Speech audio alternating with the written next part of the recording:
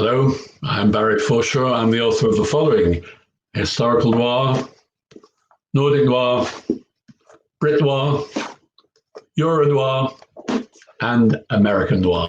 But I'm here to talk on one of these occasional 5-minute whiz-throughs of crime fiction, a reader's guide. Anybody who's seen any earlier ones that I've done will know that this is basically really just touching ground very briefly with the key elements of those particular chapters. People have said to me, but I know I'm in that chapter, I've got the book, and you didn't mention me. And I've said it's kind of like just the highest peaks. And I apologize if you don't consider yourself to be one of the lower peaks. And I'm not going to mention you. Apologies for that in advance. Chapter 6 is called Professionals: Lawyers, Doctors, Forensic Scientists, and Others. And the first major name in that chapter is probably Patricia Cornwell. She's a woman I've met several times over the years. She's an absolutely fascinating woman to meet, utterly memorable. We've only disagreed once for a newspaper, and I'd been instructed to ask about her theory concerning Jack the Ripper, who she considers to be the painter Walter Sickert. When I expressed some skepticism, she was not best pleased. But let's concentrate on the things that we did agree about. The fact that she started out with a tremendous debut novel, Postmortem, which began the modern trend of novels about forensic pathologists. Postmortem has now appeared in a special edition, and it's still her signature book, and still the book that if you want to read one book by Patricia Cornwell and read about Case Carpetta, that is the book. Turning the pages, I find myself talking about two cops, Rizzoli and Isles, created by Tess Gerritsen, another woman I've interviewed several times. She was asked, and is frequently asked, about violence in her books. She points out that the violence in her books always occurs off stage. She doesn't dwell on it. She always likes to deal with a sort of post-mortem crime scene, as we were just using the word post-mortem. Very good writer, and a successful television series adapted from her books. We're then on to John Grisham. Well, John Grisham is somebody we have a lot to blame and a lot to thank for. It's because of him and Scott Turow, who I will also mention, that we have almost every lawyer ever in modern days feeling that they can write a novel about the legal profession. Some results are extremely good. There's a British writer called Steve Kavanagh, Celtic in fact, who has also re-energized the legal thriller. Grisham, I suppose, remains the calling firm. The books are maybe much stronger on plotting than they are on character.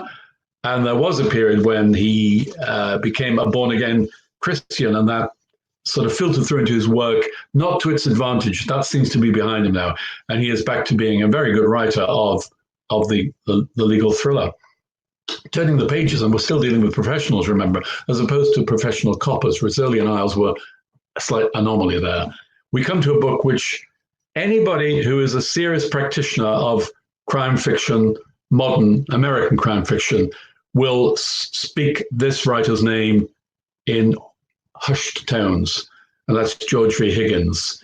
He's somewhat undervalued these days, but if you want to read a book in which dialogue is paramount, in which the central character, who is an aging arms dealer, the book is The Friends of Eddie Coyle.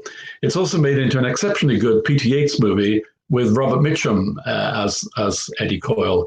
It's valedictory, it's sad, it's beautifully, I'm talking about both the book and the film now. And it's possibly, if you want to read one book by George V. Higgins, it is Friends of Eddie Coyle.